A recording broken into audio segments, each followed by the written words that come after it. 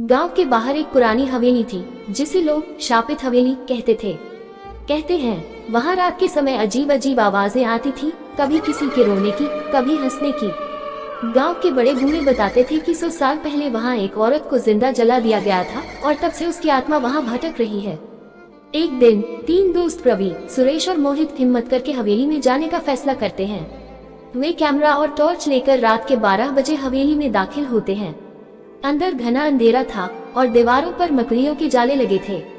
अचानक हवा में एक ठंडी लहर दौड़ती है और दरवाजा अपने आप बंद हो जाता है। तभी एक महिला की धीमी डरावनी हंसी सुनाई देती है। उनकी टॉर्च की रोशनी एक कोने में जाती है जहां एक सफेद साड़ी में खड़ी चुड़ैल दिखाई देती है। उसकी आंखें चमक रही थी और उसके लंबे नाखून धीरे धीरे उनकी ओर बढ़ रहे थे। रवि घबराकर चिल्लाया, भागो! लेकिन जब वे भागने लगे तो दरवाजे पर एक अदृश्य ताकत ने उन्हें रोक लिया। चुड़ैल ने धीरे से कहा, तुम लोग यहाँ क्यों आए हो? क्या तुम मेरी मौत का राज जानना चाहते हो? अब तक उनकी हिम्मत जवाब दे चुकी थी। तभी मोहित ने कांपते हुए पूछा, तुम कौन हो? चुड़ैल की आंखों में आंसू आ गए।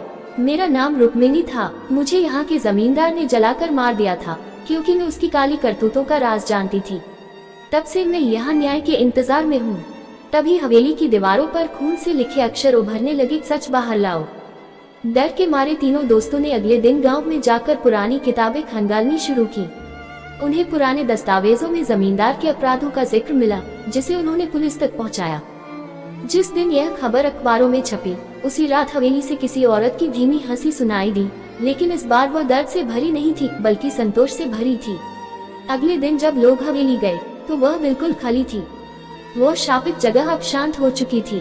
सीख, सच को जितनी भी देर तक दबाया जाए वह एक न एक दिन बाहर आ ही जाता है। अगर आपको ऐसी ही और डरावनी कहानियाँ चाहिए तो बताएं। हमारे चैनल को सब्सक्राइब जरूर करें।